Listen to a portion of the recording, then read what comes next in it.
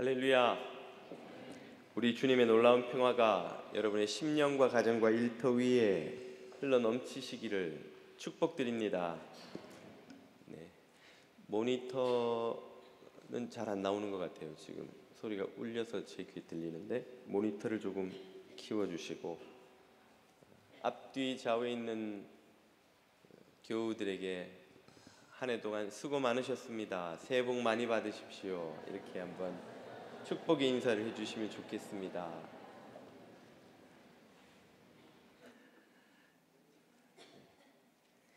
오늘 우리에게 주시는 하나님의 말씀은 열왕기상 18장 36절에서 40절까지의 말씀입니다.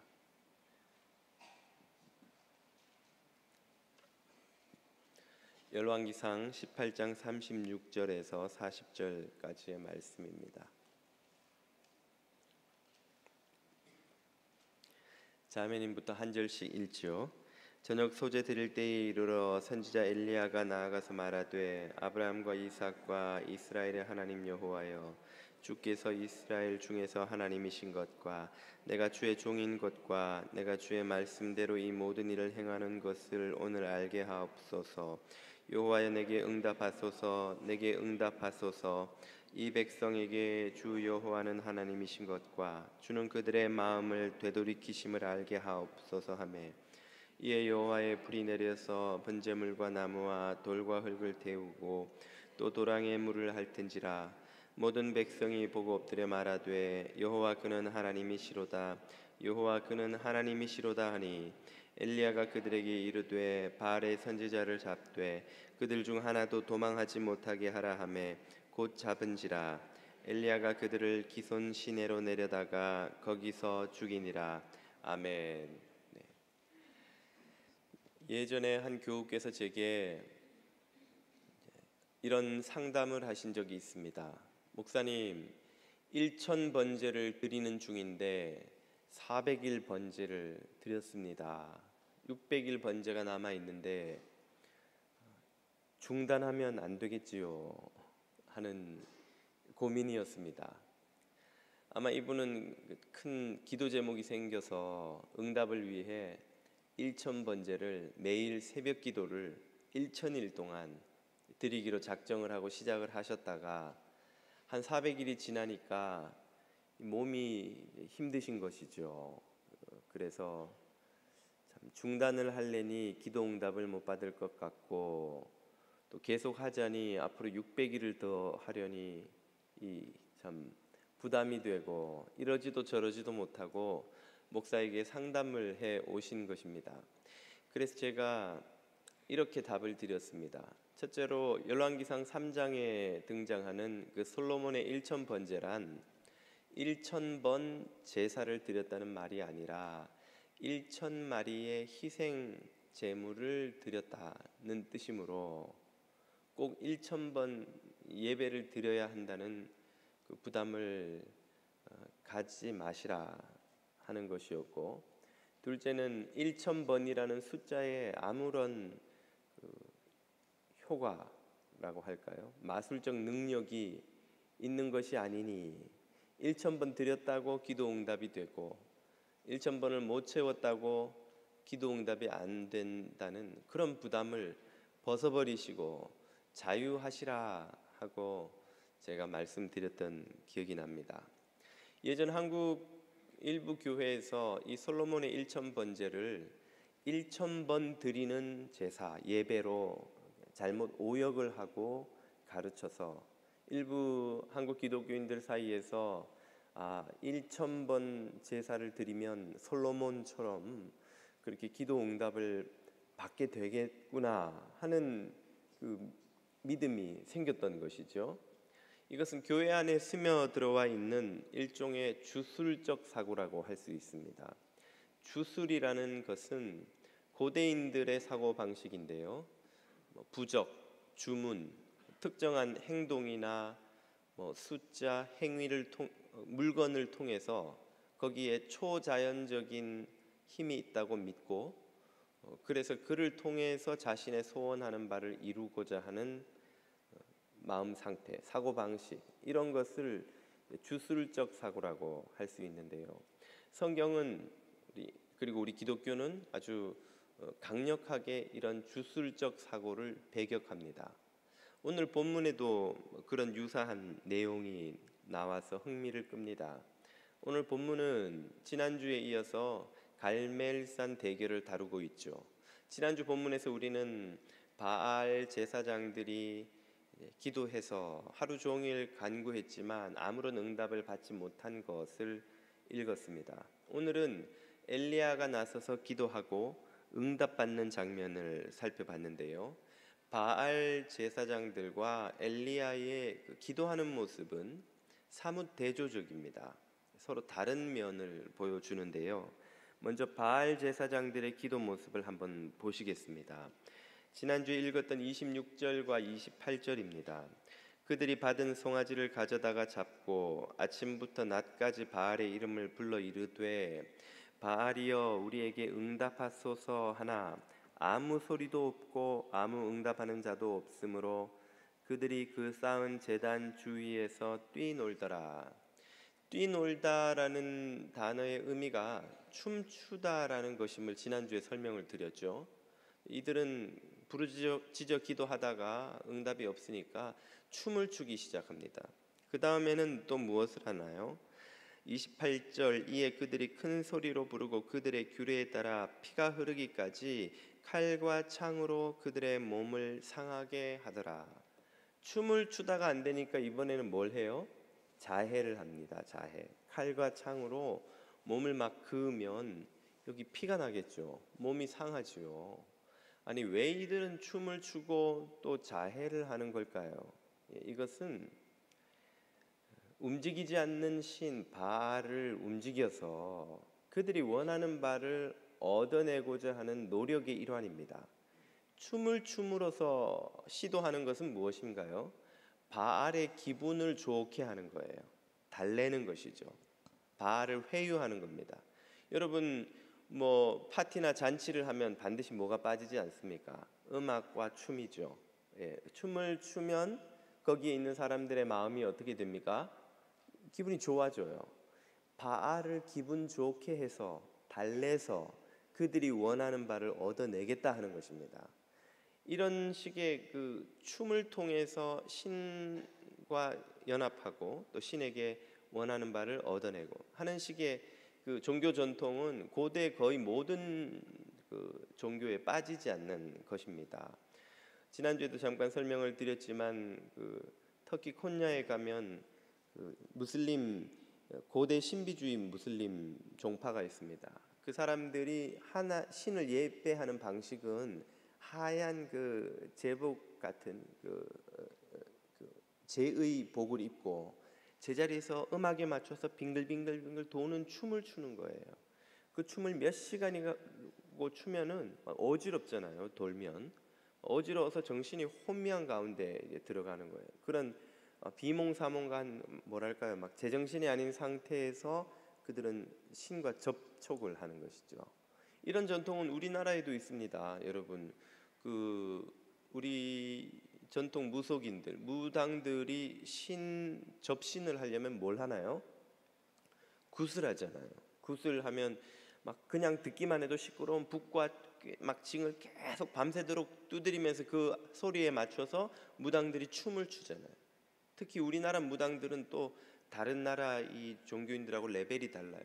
춤만 추는 게 아니라 동시에 그 어디에서 춤을 춰요? 작두 위에서 그 춤과 자해를 동시에 하잖아요. 막 이렇게 그렇게 함으로써 얻고자 하는 게 뭡니까? 신과 접촉하는 것, 신과 연합하는 것, 접신이죠. 그렇게 막 신을 달래서 기분 좋게 해서 신으로부터 원하는 것을 얻어내고자 하는 노력이 춤인데, 춤을 추다가 해도 안 되니까 이들이 이번에 하는 게 뭔가요? 자해예요. 자해는 뭡니까? 달래서 안 되면 얼르겠다는 거예요. 협박하겠다는 거예요. 우리 애들이 엄마랑 막 싸우다 막 속상하고 자기 뜻대로 안 되면 뭐라 그래요? 나 밥 안 먹어! 그러면 밥 안 먹으면 누구 손해입니까? 자기 손해인데 왜 그런 짓을 하나요? 그렇게 하면 엄마가 속상해 한다는 걸 아는 거예요. 내가 고통당함으로써 엄마도 속상하지? 속상하지 않으려면 내가 원하는 거 해줘, 이거거든요. 청소년들이 뭐 막 엄마 아빠하고 다투다가 속상하면 나가 죽어버릴까, 그러면 죽으면 자기만 손해지. 근데 자기가 죽음으로써 엄마 아빠도 고통을 겪는다는 걸 아니까 내가 죽으면 엄마 아빠 기분 좋은가 두고 봐, 이런 심리거든요. 지금 바알 제사장들이 하는 자해가 바로 그런 목적이에요. 신을 협박하는 거예요. 우리 죽어버릴 거예요. 우리 죽으면 당신 제사 누가 지내주나 보세요. 우리 제사장들이 죽으면 바알 당신 제사 지내줄 사람 없습니다. 그리고 바알을 협박하는 겁니다. 자해함으로써. 바알이 움직이지 않으니까, 들어주지 않으니까 그걸 들어주도록 만들기 위해서 춤을 춰서 달래다가 안 되면 막 자해를 해서 협박을 하고, 어떻게든 이 신을 뭐 달래든 얼르든 회유하든 협박하든 원하는 바를 얻어내고야 말겠다는 그 노력이죠. 얼마나 기도가 힘든지 한번 보십시오. 그냥 기도하면 안 되고 춤을 춰야 되고, 춤도 안 되면 자해를 해야 되고, 그것도 얼마 동안? 저녁 해질 때까지 하루 종일 이 사람들이 그렇게 했어야 했다는 것이죠. 왜입니까? 신이 움직이지 않으니까. 신을 감동시키든 협박하든 뭔가를 얻어내려면 움직이게 하는 게 너무 힘이 드니까 이렇게 하지 않으면 안 된다는 것이죠. 그에 비해서 엘리야의 기도는 어떠합니까? 그의 기도를 오늘 본문 36절과 8절이 이렇게 보여줍니다. 36절, 저녁 소재 드릴 때에 이르러 선지자 엘리야가 나아가서 말하되. 엘리야는 뭐 합니까? 부르짖지조차도 안 해요. 그냥 엘리야는 말한다고 표현합니다. 말해요. 그냥 말해요. 뭐라고 말하는가? 아브라함과 이삭과 이스라엘의 하나님 여호와여. 이 호칭은 주님께서 이스라엘 백성들 앞에 당신을 계시하실 때 당신이 하셨던 표현이에요. 나는 너희 조상 아브라함과 이삭과 야곱의 하나님이다 라고 하셨던 그 호칭을 엘리야는 그냥 쓰는 거예요. 부르면서 주께서 이스라엘 중에서 하나님이신 것과 내가 주의 종인 것과 내가 주의 말씀대로 이 모든 일을 행하는 것을 오늘 알게 하옵소서. 엘리야의 말은 심플합니다. 간단해요. 뭐 복잡한 것도 없어요. 내가 하는 이 모든 일이 하나님이 말씀하신 대로 하고 있는 것임을 저들로 알게 해 주십시오. 끝. 엘리야의 기도는 그게 전부예요. 엘리야의 기도는 춤을 출 필요도, 자해할 필요도, 하나님을 협박할 필요도, 달랠 필요도, 그분을 기분 좋게 할 필요도, 그분을 움직이기 위해서 뭔가 지어내고 할 이유도 없는 아주 단순한 기도입니다. 주님이 말씀하신 대로 제가 지금 행동하고 기도하고 있잖아요. 그걸 저 사람들에게 보여주세요 하는 아주 단순한 기도예요. 엘리야의 기도는 왜 이렇게 단순하고 편안하고 쉽게 보이는 것일까요? 신을 움직이기 위해 뭔가를 해야 할 필요가 없기 때문이에요. 엘리야가 기도하는 여호와 하나님은 인간의 노력이나 수고나 정성이나 헌신이나 안 되면 어떤 주술이나 심지어 자해를 통해서 감동을 받거나 협박을 받아서 움직이는 그런 하나님이 아니에요. 여호와 하나님은 당신이 스스로 움직이지 않는 인간을 움직이게 하기 위해, 회개하지 않는 인간을 회개하여 구원에 이르게 하기 위해 당신이 이미 먼저 구원의 역사를 다 이루신 하나님입니다. 그 하나님 앞에 나가서 뭘 더 해달라고, 뭘 더 이루어 달라고 할 이유가 없는 거예요. 다 이루어 놓으신 분이기 때문에. 그러니까 그분이 가르쳐 주신 대로, 말씀하신 대로 행동하고 기도하면 그걸로 끝인 거예요. 여호와 하나님, 우리 그리스도인의 하나님은 우리가 그분을 움직이기 위해서 뭔가를 해야 할 필요가 없는 분이에요. 이것이 우리 기독교 신앙과 다른 대부분의 신앙들과의 결정적인 차이점입니다. 이 세상의 모든 신앙은 신을 움직이기 위해 우리가 정성을 보이든 노력을 하든 희생을 하든 수고를 하든 공로를 세우든 뭔가를 해야 돼요. 그러나 기독교의 신앙은 우리가 그 어떤 것으로도 신을 움직일 수 없다고 말합니다. 신 대신 하나님은 당신이 이미 다 구원의 역사를 이루어 놓으셨어요. 다 움직이셔서 일을 이루시는 여호와, 그것을 지어 성취하는 여호와라 하시는 이가 이미 다 해놓으신 거예요. 그것을 우리에게 겸손히 받아들이고 따르기만 하라고 말씀하세요. 그 겸손한 태도, 좋은 의미에서 수동적인 태도를 믿음이라고 부르는 것입니다. 그래서 기독교 신앙에서는 수동적인 자세가 대단히 중요합니다. 여기서 말하는 수동적인 자세라 함은 능동적이신 하나님 앞에서 그분을 보고 그분을 듣는 것이에요. 그분의 행하시는 것을 보고 그분이 하시는 말씀을 듣는 것이 먼저 중요해요. 그것을 듣기 전에, 그것을 보기 전에 우리가 무엇을 할 필요도 없고 할 수도 없고 해서도 안 돼요. 그렇기 때문에 마르다가 열심히 일하면서 그냥 듣기만 하고 앉아있는 마리아를 보고 짜증이 나서 예수님에게 불평을 하죠. 아니 예수님, 제가 이렇게 고생하는데 마리아는 저렇게 주님 발 앞에 앉아서 말씀만 듣고 있고 왜 마리아를 시켜서 저를 도와주라고 안 하십니까? 저 정말 속상해요. 예수님 말씀이 마리아는 좋은 편을 택하였으니 결단코 빼앗기지 아니하리라. 그리스도인에게 가장 중요한 것은 능동적이신, 역사의 주인공 되신, 역사의 스팟라이트를 혼자 받으시기에 합당하신 그 하나님의 구원 역사를 보는 거예요. 듣는 거예요. 그리고 거기에 반응하는 걸 믿음이라고 부르는 거예요. 세상 모든 종교가 너희가 주인공이 되어서 뭔가를 이루어서 히어로가 되어서 너희의 원하는 바를 이루어 주시는 그런 수동적인 신을 움직여서 너희의 그런 소원을 이루라고 말할 때에 기독교는 정반대로 선언합니다. 하나님이 다 하시는 일이에요. 하나님이 주인공이시고 하나님을 움직이기 위해서 우리가 뭘 할 수 있는 게 아니고 우리가 뭘 했기 때문에 하나님이 움직이시는 것도 아니에요. 하나님은 주인이시고 주권자가 되시고 주인공이 되셔서 이미 스스로 구원의 역사를 다 이루어 놓으신 분인 줄 믿으시기 바랍니다. 그러므로 이 원리가 우리의 기도에도 그대로 적용이 됩니다. 우리의 기도는 정성을 다해서 드렸기 때문에 하나님으로부터 응답을 얻어낼 수 있는 게 아닌 거예요.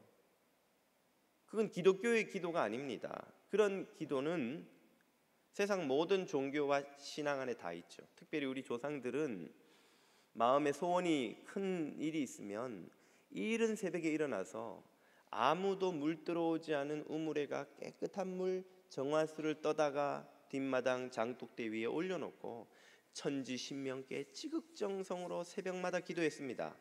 왜요? 한 놈만 걸리라 이거예요. 천지신명 수많은 신 중에 하나만이라도 나의 이 정성과 헌신을 보고 감동해서 내 소원을 좀 들어달라는 거예요.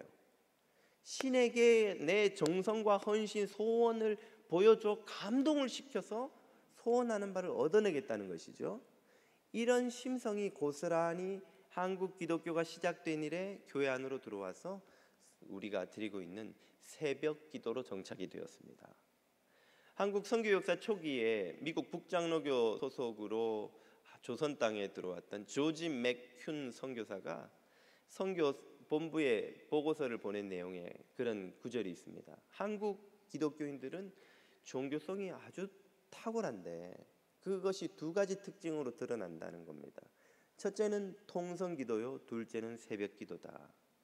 통성기도, 한국 사람들은 기도합시다 그러면 주여 와와와와와와 전 세계 어느 교회도 없는 그런 전통을 가지고 있죠. 또 하나가 새벽마다 이 한국 교인들은 모여가지고 막 간절히 부르짖는다는 거예요. 아, 이거 정말 놀랍다.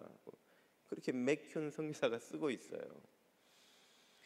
물론 새벽 기도의 전통은 한국 교회가 시작한 건 아닙니다. 성경에 보면 예수님께서 새벽 오히려 미명의 한적한 곳에 나가 기도하는 습관을 가지셨다고 보여주셨죠. 외국 기독교인들 중에도 새벽에 일어나서 하나님과 경건 시간을 가지며 기도하는 그리스도인들이 많아요. 단지 한국 교회의 차이점은 그것을 교회 차원에서 아예 새벽 기도회라고 새벽마다 교회에서 연다는 거죠. 그러면 또 사람들이 거기 몰려서 막 새벽 기도를 열심히 드려요. 이것은 정말 아름답고 귀한 전통입니다. 그런데 이 전통 안에 우리가 이 정화수를 떠놓고 빌던 그런 종교적 심성이 그대로 스며들어와서 자리 잡았다면 이것은 주술적 신앙에 가깝다는 거예요. 아까도 말씀드렸듯이 정화수를 떠다 놓고 드리는 기도의 핵심 요소는 뭡니까? 정성이에요. 정성.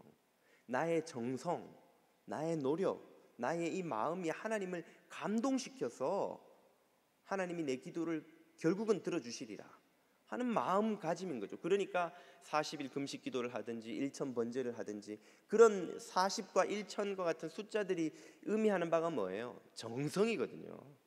헌신이거든요. 우리들이 하는 그 정성이 마침내 하나님을 감복시킬 거다 이 말이죠. 그러나 예수님은 하나님이 우리의 기도를 들어주시는 이유에 그런 요소는 가르치지 않았어요. 왜 하나님이 왜 우리의 기도를 들어주신다고 말씀하십니까?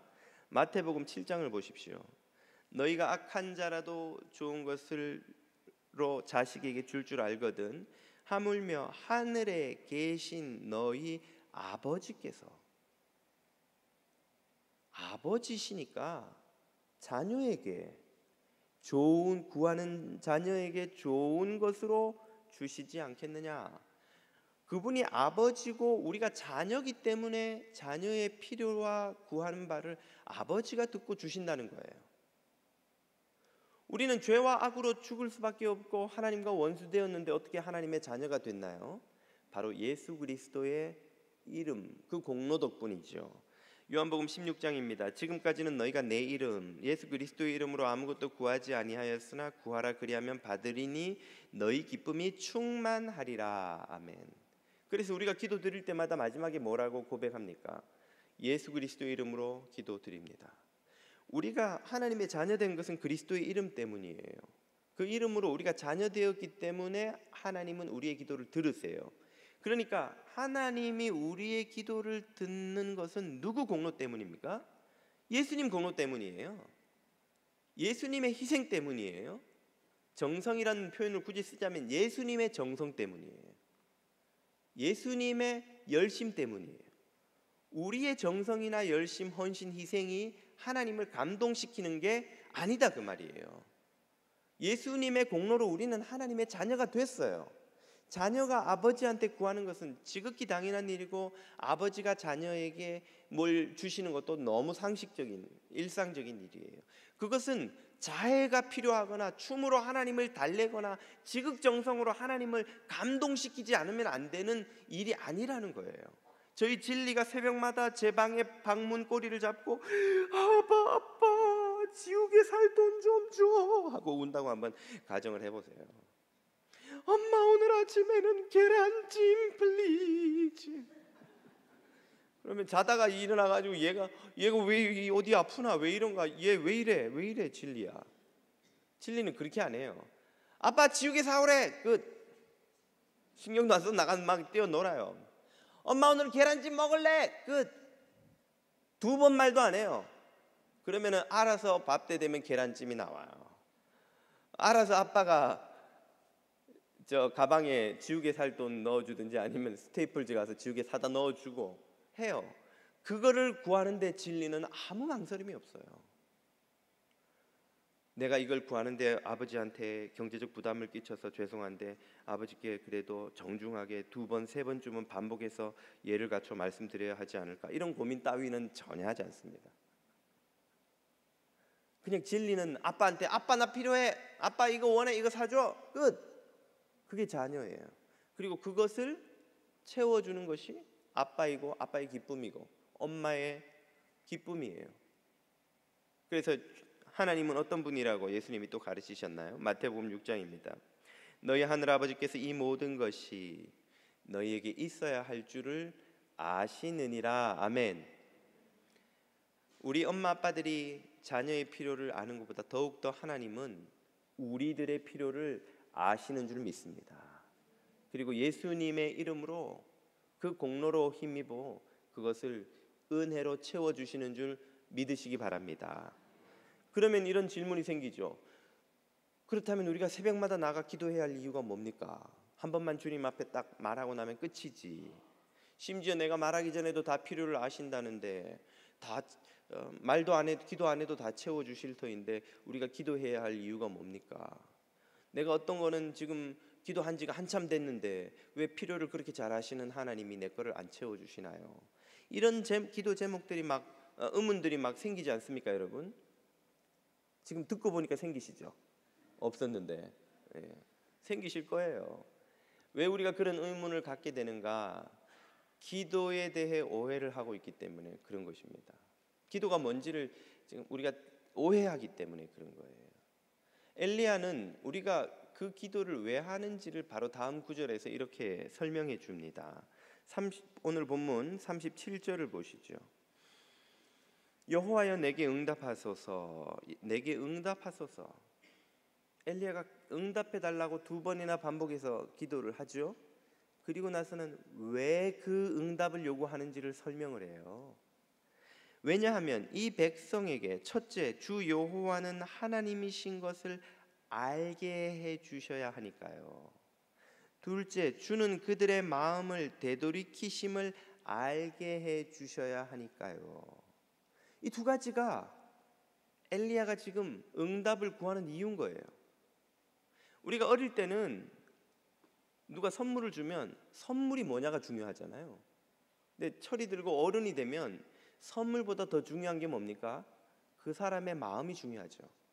그 사람이 이 선물을 왜 주느냐가 중요한 거예요. 어떤 사람은 업무상 필요 때문에 뇌물을 줄 수도 있죠.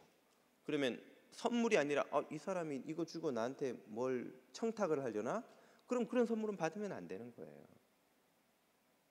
지인이 나를 생각해서 기억해서 선물을 들고 왔어요. 뭐 그것이 과일 상자든 뭐 초콜릿이든 그게 중요한 게 아니라 그 사람이 나를 기억해서 왔다는 게 중요하잖아요.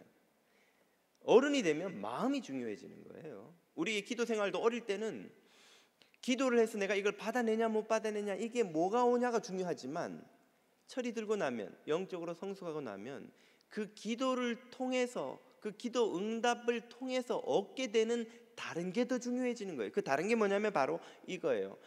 여호와가 하나님이신 것을, 바알이 아니라 여호와가 하나님이신 것을 아는 것, 하나님이 우리의 마음을 돌이키신다는 걸 아는 것이 더 중요해지는 거예요. 바알이 아니라 첫째로 여호와가 하나님이신 것을 안다는 게 무슨 뜻입니까? 이 말은 곧 하나님을 알고 그분과 친해진다 이 말이에요. 쉽게 말하자면 하나님과 우리 사이에 관계가 생긴다 이 말이에요. 친해진다 이 말이에요. 제가 집에서 일을 하다 보면 한 번씩 아내가 저를 불러요. 여보 커피 들고 소파로. 그러면 제가 아무것도 모르는 어리석은 남자일 때는 자꾸 물어봐요. 왜? 뭐 때문에? 필요한 게 뭐야?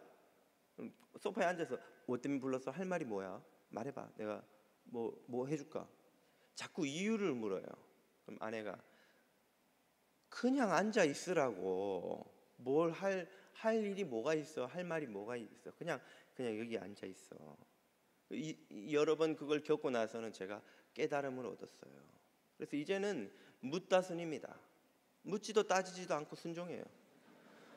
부르신 곳에서 나는 커피 타네. 어떤 상황에도 나는 달려가네. 왜 아내가 저를 불러서 여기 앉아 커피 마시라 그러는 거예요? 그게 부부 사이의 관계이기 때문에 그런 거예요. 부부는 그냥 아무 할 이야기가 없어도, 할 일이 없어도, 어떤 목적을 갖지 않아도 그냥 앉아서 커피 마시는 관계예요. 거기서 하는 이야기들은 해도 그만 안 해도 그만인 이야기지만 그 이야기를 통해서 부부 사이의 친밀함이라는 게 생기는 거예요. 이 사람이 내 남편이에요. 이 사람이 내 아내예요. 그게 부부 관계가 깊어지는 과정이죠. 하나님이 우리를 기도의 자리로 부르시는 이유가 뭡니까? 커피 들고 오라는 거예요. 커피 마시자는 거예요. 너하고 나하고 앉아서 네가 뭐 때문에 그렇게 마음이 힘든지, 뭐 때문에 그렇게 슬퍼하는지, 네가 왜 그렇게 그 문제 때문에 그렇게 고통스러운지 나한테 말해봐. 내가 다 들어줄게. 내가 너를 이해해. 내가 너를 기억해. 너 혼자 그렇게 괴로워하는 거 아니야.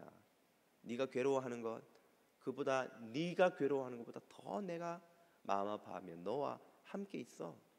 그렇게 하나님과 우리 사이에 커피 마시는 시간이에요. 그렇게 주고받고 하며 하나님을 알아가는 거죠. 여호와가 참 하나님이시구나. 나는 내 기도 들어주는, 그냥 내 소원 이루어주는 도깨비 방망인 줄 알았는데, 이 하나님은 그렇게 소원만 이루어주는 바알, 소원만 이루어주는 도깨비 방망이가 아니라 내 아버지가 되셔서 나와 함께 하시기를 원하시고, 나와 영적인 결혼 생활을 하기 원하시는 나의 영적 신랑이시고, 나는 그분의 영적 신부로구나, 그걸 알아가는 게 바로 기도의 시간인 거예요. 기도는 영적 수다의 시간이에요. 그러므로 그 기도를 가장 힘들게 만드는 게 이런 겁니다. 준비. 자, 주님, 지금부터 제가 하는 요구를 잘 들으세요. 하나도 놓치시면 안 됩니다. 받아 적으십시오. 1번 뭐, 2번 뭐, 3번 뭐, 4번 뭐, 5번 뭐, 110번 뭐, 120번 뭐, 다 받아 적으셨죠? 제가 돌아올 때까지 다 해결해 놓으세요. 그만. 땡. 끝. 그리고 끝. 집으로 가는 거예요. 하나님을 그냥 응답의 자판기로만 1번 뭐, 2번 뭐 막 필요한 걸 입력시키면 응답이 튀어나오는, 이걸로 만드는 것이야말로 우리의 기도 생활에, 영적 결혼 생활에 가장 관계가 드라이해지게 만드는 것이라고 할 수 있습니다. 그 시간에 우리는 주님과 커피를 마셔야 되는 거예요. 수다를 떠는 거예요. 눈물을 흘리며 수다를 떨고, 좋아서도 수다를 떨고, 그분이 하시는 말씀을 듣고, 마리아처럼 그분의 말씀 앞에 무릎 꿇고 앉아서 그분의 음성을 듣고, 그러면서 하나님을 알아가는 거예요. 주님과 친해지는 거죠. 이게 기도의 진짜 목적이라는 겁니다. 여러분이 이렇게 주님과 가까워지기를 축복드립니다. 기도의 또 하나의 목적을 엘리야가 뭐라고 말했습니까? 주께서 그들의 마음을 돌이키는 것을 알게 하여 주옵소서. 마음을 돌이키는 것이 또 하나의 기도의 목적입니다. 여러분, 친해지면, 그래서 시간을 둘이 많이 보내면 어떤 결과가 생겨요? 제가 예전부터 항상 궁금했던 게 있는데, 부부가 닮는 이유가 뭘까? 닮은 사람이 결혼을 해서 닮은 걸까? 결혼해서 두 사람이 점점 닮아가는 걸까? 제가 답을 얻었어요. 결론은 둘 다입니다. 왜? 닮은 사람에게서 매력을 느껴요. 결혼할 확률이 높아져요. 그리고 결혼을 해서 같이 살다 보면 미운정 고운정, 좋아서도 싸워서도 서로 말하고 생각하는 게 점점 비슷비슷해져요. 생각도 비슷해, 태도도 비슷해, 행동 방식도 비슷해, 사는 데도 비슷해. 같은 데 사니까. 뭐 먹는 것도 비슷해. 같은 음식 먹으니까. 그러니까 모든 게 닮아가다 나중에는 완전히 혼연일체가 돼버려요. 성도 닮아서 어느 쪽이 남자인지 여자인지도 알 수 없는 단계까지 이렇게 닮아가는 거예요. 이렇게 닮아가는 과정을 통해서 내가 아내와 남편과 다르게 생각하던 게 비슷해져 가요. 하나님과 우리 사이에 영적인 친교의 시간, 수다의 시간이 늘어나면 하나님을 닮아가는 놀라운 기적이 일어납니다. 하나님이 생각하는 게 점점 내 생각이 돼요. 옛날에는 내가 필요한 게 중요했어요. 이것도 중요하고 저것도 주님, 이것도 필요하고 저것도 필요하고, 하나님 이거 주시고 저거 주시고, 이거는 힘들고 저거 막 내게 중요했는데, 시간이 지나서 주님을 점점 닮아가다 보면 그렇게 내게 중요했던 게 점점 사소한 것이 되어갑니다. 그리고 내게는 별로 대수롭지도 않았던 주님의 관심이 점점 중요하게 하게 되어 바뀌어가요. 그게 뭐냐면 먼저 하나님의 나라와 의를 구하게 되는 상태죠. 하나님의 나라 관심도 없었어요. 그분의 의 관심도 없었어요. 그런데 어느샌가 점점 그게 중요해져 가는 거예요. 이 상태가 우리 마음이 돌이켜지는 것이죠. 마음의 돌이킴의 변화입니다. 이걸 경험하라고 주님은 우리를 기도의 자리로 부르시는 거예요. 예수님이 그 예를 우리에게 보여주시죠. 겟세마네 동산에서 뭐라고 기도하셨다고요? 누가복음 22장입니다. 이르시되 아버지여, 만일 아버지의 뜻이거든 이 잔을 내게서 옮기시옵소서. 그러나 내 원대로 마시옵고 아버지의 원대로 되기를 원하나이다 하시니, 이 기도의 핵심 띠이 뭡니까? 주제는 아버지 뜻에 내 뜻을 굴복시키겠다는 거예요. 이 기도를 예수님이 몇 번 하셨다고요? 그 밤에 3번. 3번을 어떻게 하셨다고요? 간절히 땀방울이 핏방울이 되어 떨어지도록. 여러분, 간절히의 어원은 간이 절이다예요. 간은 절이지 않는 기관입니다. 간은 감각 세포가 없어요. 그렇기 때문에 간경화, 간암이 무서운 이유는 그게 심각하게 진행이 돼도 사람이 통증을 못 느끼는 거예요. 아무런 자각 증상이 없다는 거예요. 그런 간이 저리다는 건 진짜 말로 할 수 없을 정도로, 물론 과장법이지만 정말 절실하다는 뜻이죠. 그렇게 절실하게 힘을 다해 기도하면 그렇게 설명이 되어 있더군요. 우리가 육체적인 힘을 아주 급격하게 많이 쓰면 피부 밑에 있는 모세혈관이 터진답니다. 그러면 땀 속에 그 피가 섞여 나온대요. 예수님이 그럴 정도로 온 힘을 다해 기도를 했다는 거예요. 무엇하기 위해서? 당신의 뜻을 하나님 앞에 굴복시키기 위해서. 십자가 지기 싫은 거예요. 주님도 인간의 몸을 입고 오셨으니 그 십자가가 너무 힘들고 괴로우셨던 거예요. 안 괴로우셨겠어요? 예수님 짜증 많이 내셨어요. 제자들이 말 못 알아들어 짜증 내시지.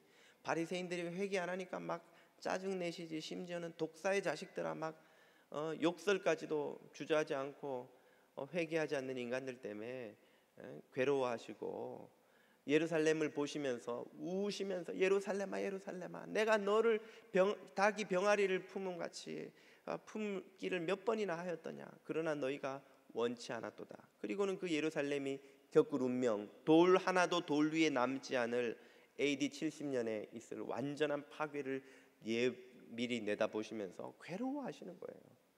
인간의 모습을 입고 인간으로 오셨던 주님이세요. 그러니까 십자가를 지는 게 괴로우신 거예요. 십자가에서 가장 괴로우셨던 것은 그것이죠. 아버지 어찌하여 나를 버리셨나이까. 적어도 주님과 단 한순간도 떨어진 적이 없이 완전한 삼위일체의 사랑과 연합 가운데 계셨던 주님이 그 십자가에서만은 하나님과 단절되는 경험을 하셔야 돼요. 왜? 죄를 다 짊어지시고 죄의 징벌을 받는 그 순간에는 죄로 하나님 아버지와 단절되는 경험을 하셔야 돼요. 그걸 너무 감당하기 힘드셨던 거예요. 그래서 할 수만 있으면 이거 안 지을 수 있게 해주십시오. 그러나 내 원대로는 하지 마시고 아버지의 뜻대로 하옵소서. 그게 너무 힘드셨기 때문에 자기를 굴복시키느라 그 밤에 3번이나 간절히 땀방울이 핏방울이 되도록 기도하신 거예요. 이게 마음을 돌이켜 하나님께 굴복하는 변화를 보여주신 거죠. 우리가 오늘날 기도에서 정말 성령이 인도하시는 기도를 드릴 때 일어나는 변화가 있다면 뭡니까? 바로 우리의 모든 뜻이 하나님 앞에 굴복되는 겁니다. 우리는 굴복하지 않는 존재예요. 화해와 용서 하나님의 뜻인 줄 알지만 하나님 말씀보다는 내 자존심이 더 중요하죠. 미쳐서 내가 왜 저런 인간한테 가서 손을 내밀어. 내가 죽었으면 죽었지 내가 저 인간하고 내가 상종하나 봐. 믿음과 평화, 하나님을 신뢰하는 것이 더 중요한지는 배우지만 그보다는 더 우리 마음의 두려움이 크죠. 하나님이 날 책임져 주시겠지만 내 먹을 것도 따로 챙겨놔야지. 거지 되면 어떡하나. 두려운 거예요. 마음에. 하나님을 믿을 수 없는 거예요. 내 주머니가 두둑해야 하나님도 믿음이 생기지. 아무것도 없이 하나님만 믿는 삶으로 우리 자신을 내던질 수 없는 거예요. 예수전도단에서 예전에 교제하며 교육받을 때 벼랑 끝에 서는 용기라는 책이 있습니다. 하나님의 부르심 앞에서 모든 것을 다 내려놓고 벼랑 끝에 서봐야 하나님이 어떤 분인지 믿고 삶으로 알 수 있다는 거예요. 근데 우리는 벼랑 끝은 그냥 벼랑 근처에도 가기 싫어요. 이 뒤에 안전하게 모든 걸 차려놓고 하나님을 믿습니다. 벼랑 끝에 서기 전에는 그 믿음이 진짜인지 가짜인지 우리는 알 수 없다는 거예요. 벼랑 끝에 서서 이 벼랑에 내 몸을 던지는 한이 있어도 주께서 부르시면 그 벼랑 끝에서 나를 받아주실 주님을 믿고 던질 수 있는 믿음, 그것을 주님이 부르시죠. 아브라함에게 갈대아 우르를 떠나 내가 너에게 지시할 땅으로, 어딘지도 모르는데 말씀해 주시죠. 아니 그냥 떠나, 내가 너한테 길을 보여줄 테니까. 벼랑 끝으로 몸을 날리라는 거예요. 어떻게 던져요? 우리는 두려움이 커서 하나님의 말씀을 믿을 수 없어요. 그런 우리들이 기도를 통해서 경험하는 변화가 뭡니까? 그 하나님의 부름 앞에, 그 하나님의 뜻 앞에 우리를 굴복시키는 거예요. 나는 이 길을 가기 싫고, 나는 이렇게 하기 싫고, 나는 이 순종이 싫지만 주님 뜻대로 하옵소서. 주님 앞에 나를 굴복시키나이다. 이것이 바로 성령이 역사하시는 기도 가운데서 우리에게 일어나는 변화예요. 마음을 돌이키심, 우리의 마음을 돌이켜 하나님에게로 완전히 굴복하는 그런 상태. 성령님은 우리를 기도를 통해 그렇게 바꾸기를 원하고 계시는 거예요. 그게 바로 기도의 진짜 목적이에요. 그렇게 하나님께 우리의 뜻을 굴복시키고 나면 우리 안에서 어떤 변화가 일어납니까? 전에는 간구와 필요와 원망과 호소와 부르짖음과 억울함과 답답함과 괴로움으로 가득 찼던 기도의 시간이, 이 모든 것이 차지하고 있던 기도의 자리를 감사와 찬양과 평안과 은혜로 바뀌게 되는 거예요. 전에는 이것도 없고 저것도 없고 이것도 힘들고 이것도 괴롭고 이것 때문에 못 살겠고, 이제는 하나님이 이것도 주시고 저것도 채워주시고 저렇게도 돌보시고 이렇게도 은혜 주시고, 이렇게 나를 왜 사랑하시는지 도무지 이해를 못 하겠는 거예요. 감사가 넘치는, 찬양이 넘치는 거예요. 그래서 사도 바울은 그런 기도의 샌드위치를 이렇게 설명해 줍니다. 데살로니가전서 5장 16절 이하죠. 항상 기뻐하라, 쉬지 말고 기도하라, 범사에 감사하라. 자막도 샌드위치처럼 잘했어요. 기도라는 패티를 기쁨과 감사라는 빵이 이렇게 감싸고 있는 거죠.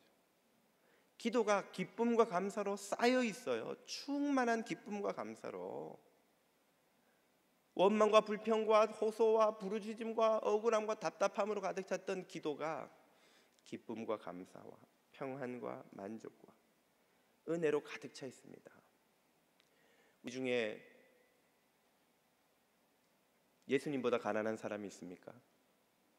우리 중에 사도 바울보다 육체의 고난이 많은 사람이 있나요? 우리 중에 베드로보다 더 많은 고초를 겪을 사람이 있나요? 그러나 주님과 바울과 베드로가 누렸던 그 기쁨과 감사는 더 풍요로운 우리에게 찾아보기가 어려운 이유가 무엇입니까?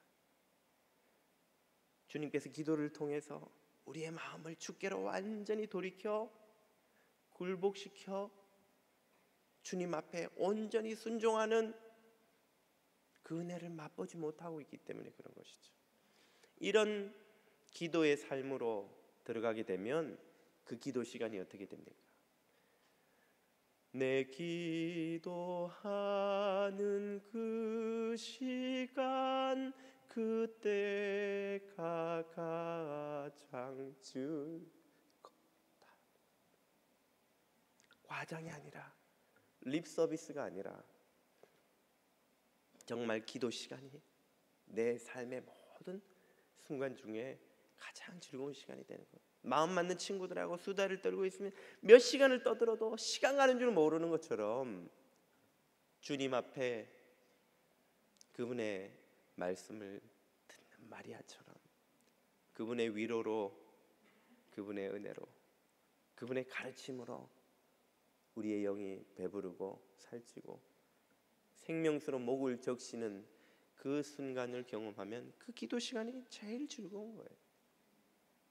오늘 우리의 기도는 바알 제사장들의 그것에 가깝습니까? 엘리야의 기도에 가깝습니까? 저와 여러분에게 주님과 수다 떠는 이 기도의 시간이 우리 삶에서 가장 즐거운 시간이 될 수 있기를 축복드립니다. 기도드리겠습니다.